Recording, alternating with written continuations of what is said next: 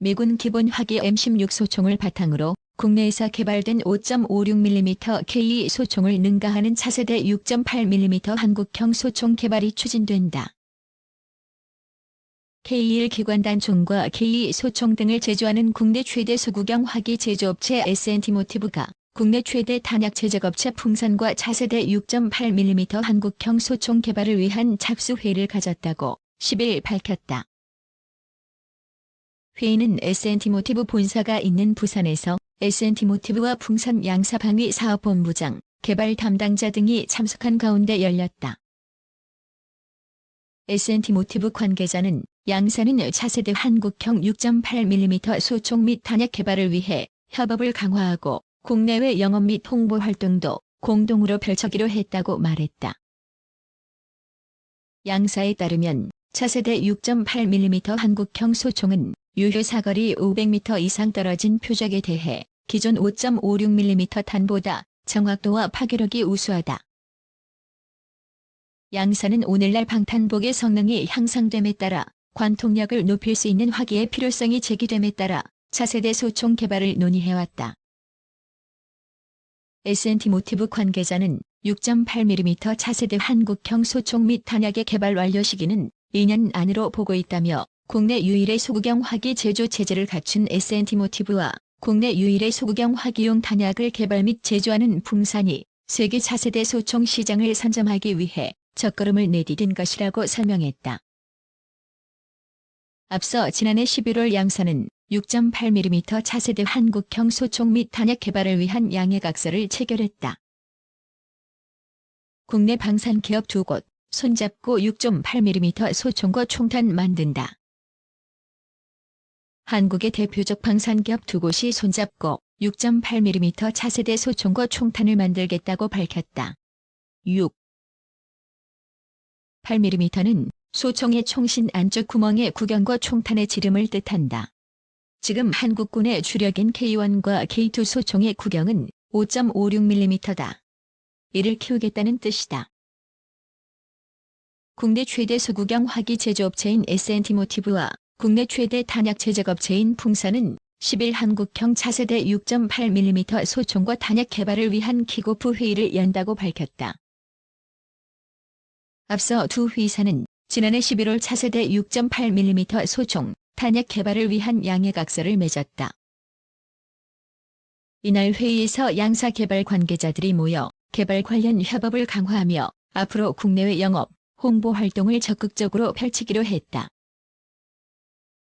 차세대 6.8mm 소총은 유효 사거리가 500m 이상일 경우 기존 5.56mm보다 탄도가 훨씬 안정적이기 때문에 정확도와 파괴력이 늘어난다. S&T모티브 관계자는 2년 안에 한국형 차세대 6.8mm 소총, 탄약을 개발하는 게 목표라고 말했다. 육군은 차세대 소총 사업을 검토하고 있지만 정확한 내용을 결정하지 않은 상태다. 그런데도 S&T모티브와 풍산이 먼저 치고 나온 이유는 미국 때문이다. 미국 육군은 빠르면 올해 말 차세대 소총과 차세대 기관총 사업자를 선정할 계획이다. 미군의 차세대 소총과 차세대 기관총의 구경이 6.8mm다. 미국이 이 사업을 확정하면 전 세계에서 유일하게 8mm 구경 소총과 총탄을 쓰는 군대가 된다. 미국의 동맹국인 영국, 프랑스, 일본은 5.56mm를 차세대 소총의 구경으로 결정했다. 미국이 무소의 뿔처럼 혼자서 가는 이유가 있다. 군사 전문지인 플래툰의 홍희범 편집장은 아프가니스탄과 이라크에서 전쟁을 치르면서 5.56mm의 한계를 느꼈기 때문이라고 설명했다. 홍희범 편집장에 따르면 5.56mm 총기와 총탄은 가까운 거리에서 드르륵 쏘면서 화력을 집중하는 데 탁월하다. 그러나 좀 더 먼 거리의 적을 정확하게 쏘는 게 더 낫다는 게 미군의 실전 경험이다. 홍희범 편집장은 5.56mm보다 8mm의 사거리가 1.5배 더 멀다고 말했다. 여기에 최첨단 사격 통제 장치를 달아 정확도를 보강한다. 또 미국이 앞으로 맞서야 할 적수인 중국과 러시아는 제3세계 테러리스트나 반군과 달리 방탄모와 방탄복을 갖추어 입고 있다는 사실 때문이다. 이를 뚫으려면 관통력이 더 뛰어난 6.8mm가 적격이다.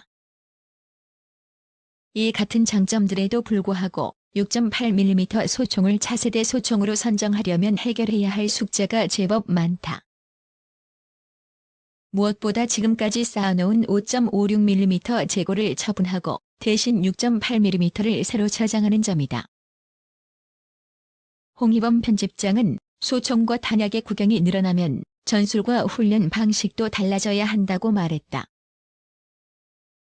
이번엔 미 해군 P-30 비행. 미국 해군 해상 초계기 P-30가 남한 상공을 비행했다.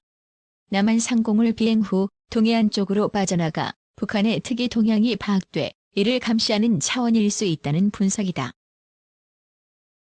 11일 민간 항공 추적 사이트 에어크래프트 스폿에 따르면 미 해군 해상 초계기 P-30가 남한 상공을 비행했다.